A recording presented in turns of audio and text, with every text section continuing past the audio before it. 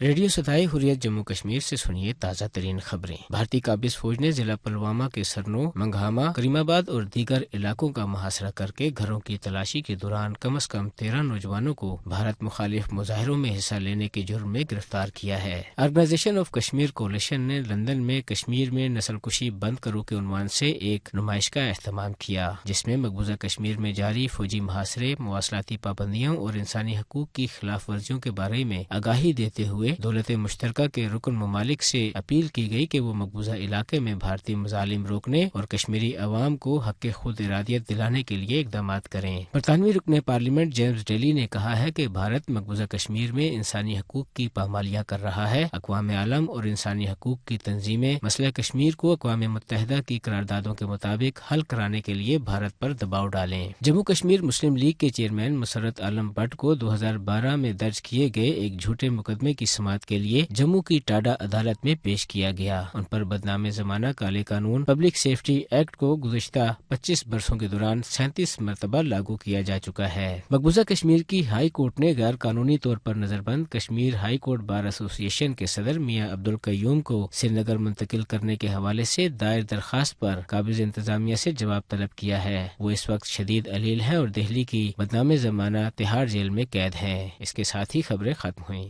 گزشتہ دنوں 8 مارچ کو دنیا بھر میں خواتین کا دن منایا گیا، تاہم دنیا کے کئی مظلوم خطوں میں خواتین آج بھی اپنی بنیادی حقوق سے محروم ہیں۔ خاص طور پر مقبوضہ کشمیر میں بھارتی ریاستی دہشت گردی کے سبب خواتین سب سے زیادہ متاثر ہیں۔ جب سے بھارت میں مودی کا جنونی ٹولہ برسر اقتدار آیا ہے، نہ صرف مقبوضہ ریاست بلکہ پورے بھارت میں مسلمان خواتین ہندو انتہا پسندوں کے نشانے پر ہیں۔ مقبوضہ ریاست میں تو بھارت کے وردی پوش گنڈے ایک طویل عرصے سے کشمیری خواتین کی عصمت ریزی کو تحریک آزادی کے خلاف ایک ہتھ کنڈے کے طور پر استعمال میں لا رہے ہیں، تاہم کشمیری خواتین ان تمام تر مظالم کے باوجود آج بھی اپنے حق کے لیے پرعزم ہیں۔ وہ ان سنگین حالات میں بھی ظالم سے کوئی سمجھوتا کرنے کے لیے تیار نہیں ہیں۔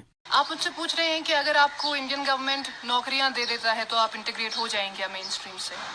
یہ ایک بہت بے تکا ہی خیال ہے۔ ہاں، پہلے آپ پوچھ رہے ہیں کہ آپ نوکری لیں گی؟ ہاں، میں لوں گی، بیکاز ہم ایک ریزسٹنس موومنٹ میں ہیں۔ اس کا مطلب نہیں ہے کہ ہم انسان نہیں رہتے، ہماری ضرورتیں ہیں جس کے لیے آپ کو ایک جاب کرنے کی ضرورت ہے، اور اگر آپ کو ایک اچھی جاب مل جاتی ہے آپ وہ لے لیتے ہیں۔ لیکن that is not change my stand for India, because there is nothing that can change it. India کا آکوپیشن کشمیر پر انجسٹ ہے اور وہ انجسٹ ہی رہے گا۔